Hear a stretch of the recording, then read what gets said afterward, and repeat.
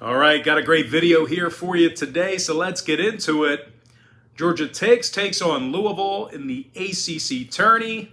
That's going to be a 7 o'clock Eastern tip-off on Tuesday, March 8th, 2022.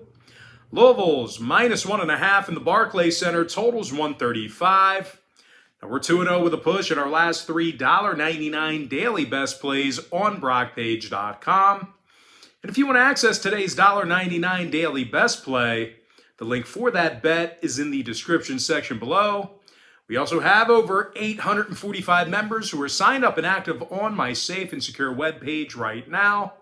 Now, if you do end up signing up today for my $1.99 daily best play, you're actually going to get access to that package every single day all the way through the end of March. It actually works out to be just 8 cents a day if you signed up here today. Now, if you're not signed up for that package, or if you have no idea what I'm talking about, I'll explain a little bit more about it in just a moment. But before we go ahead and move on here, guys, just want to take a quick time out and welcome you to the video. My name is Brock Page, and I do sports picks for free right here on YouTube. I also sell my personal bets on Pt.2, and I have packages on that website starting at just $1.99. Now, the purpose of these YouTube videos is to provide you with free informational sports betting content, and it's also designed to generate interest in signing up for a membership on my webpage. Now, you may be wondering what the difference is between what I do here on YouTube and what I do on my website. Well, what I do here on YouTube is I'll handicap the entire slate of games in any given sport, side and total, or at least most of the games for that matter. And what I do on my my website is, well, I actually share with you which one of these free YouTube picks on my channel that I'm actually betting on personally. Now, when it comes to the free picks, and when it comes to this ball game here, the Cards have had a rough time away from home this year. Having said that, though, they did get the W in both of their neutral site games this season, and they covered the point spread in both of those victories as well. Now, scoring-wise, Noah Locke is averaging just about double-digit points a game, along with 2 boards. Meanwhile, Malik Williams is grabbing nearly 8 rebounds a game himself, and he's also averaging nearly double-digit points per contest. Now, when it comes to head-to-head meetings between these two teams here, Louisville has been dominant when these two schools meet. The Cards have won 9 out of their last 10 contests against Georgia Tech, and they're limiting the Yellow Jackets to just 58 points a game during that span. And speaking of Georgia Tech, these guys lost 7 out of their last 9, and they really struggled getting to the basket during that span. Matter of fact, Georgia Tech scoring just 66 points a game away from home this year. They've also struggled grabbing offensive rebounds. And speaking of away games, Georgia Tech went just 3-8 straight up on the road this year. And they also went 0-2 straight up at a neutral site. Now, injury-wise, Maxwell is questionable for Georgia Tech. Withers is questionable for Louisville. When it comes to the total on this one, the Cards saw 5 out of their last 7 fall under the line. They're also 60% to the under for the entire season. Meanwhile, Georgia Tech went 60% to the under in their last 10 themselves.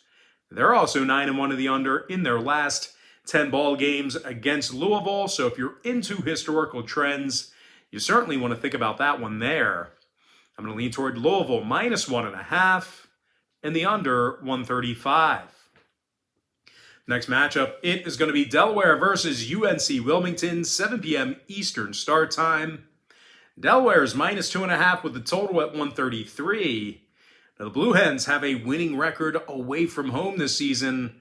They've also done a real nice job with the ball in their hands. Delaware's averaging 75 points a game, and they're making nearly 48% of their field goals.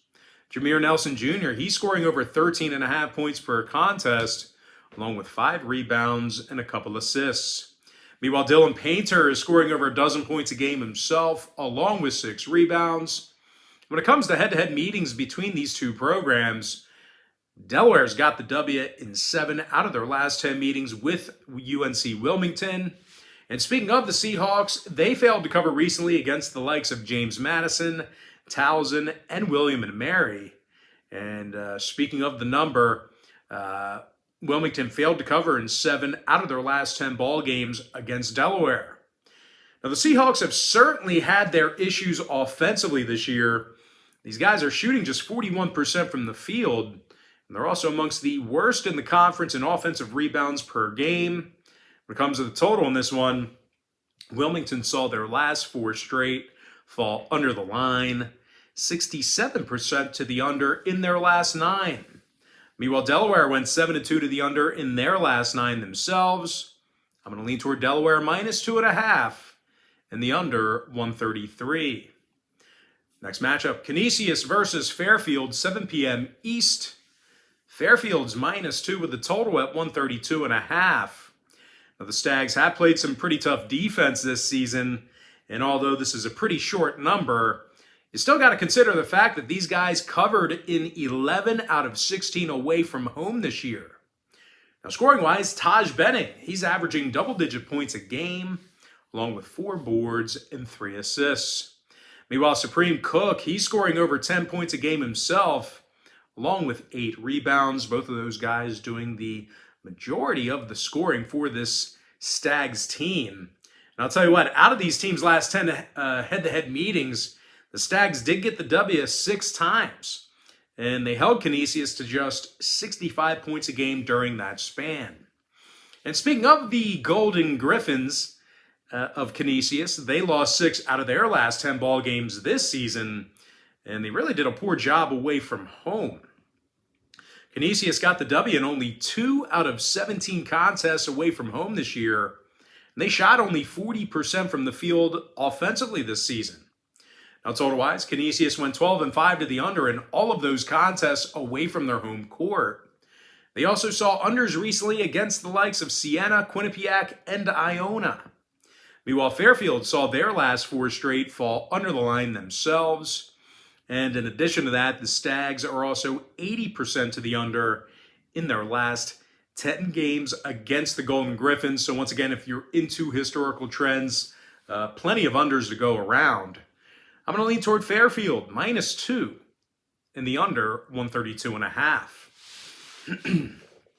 Next matchup, it is going to be Marshall versus Florida International, 7:30 p.m. East. Marshall's minus 3 with the total at 147.5.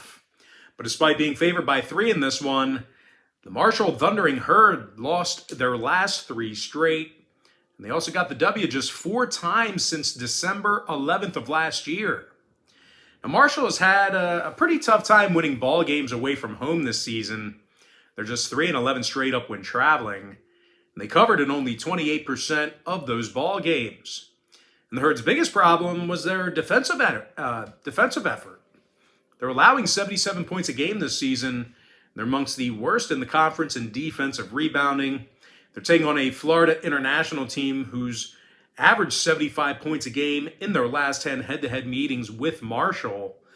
Now, the Panthers also covered more recently against the likes of Florida, Atlantic, Rice, and this very Marshall team. Now, scoring-wise, Tevin Brewer, he's averaging over 14.5 points per contest, along with 3 rebounds and 5 assists. Now, Brewer's also making nearly 40% of his three-pointers. Meanwhile, Denver Jones is averaging over 12.5 points per contest himself, along with 3 rebounds and a couple assists. And out of Florida International's 3 neutral site contests this year, they got the W in all 3 of them. Now, total-wise, 6 out of the Panthers' last 10 ball games got over the line. Meanwhile, on the other side of things, Marshall saw overs recently against the likes of Charlotte and UTEP. I'm going to lean toward FIU plus 3 in the over 147.5. Next matchup, it is going to be North Dakota State versus South Dakota State. And that's going to be a 9 o'clock Eastern start time. The Jackrabbits of South Dakota State are minus 6, totals 150. Now, the Jackrabbits won their last 20 straight. They're red hot, hottest team in the country, and they're arguably the best offensive team in the nation as well. San Diego State scoring over 87 points a game, and they're first in the nation in shooting the 3-ball. These guys are connecting on nearly 46% of their three-pointers for the entire year. Now, Doug Wilson, he's making 40% of his shots from beyond the arc, 16 points a game for the forward. Meanwhile, Baylor Shireman, he's scoring 16 points a game himself, and he's also drilling an outstanding 48% of his three-pointers. Now, no real surprise here. The Jackrabbits are currently leading the country in offensive field goal percentage. They're taking on a North Dakota State team who failed to cover recently against the likes of Kansas City, South Dakota, and Denver. Now, the Bison also have a tough time grabbing defensive boards away from home. Now, when it comes to head-to-head meetings between these two schools, it really hasn't been great for North Dakota State. They lost 8 out of their last 10 against the Jackrabbits. They gave up nearly 80 points a game during that span.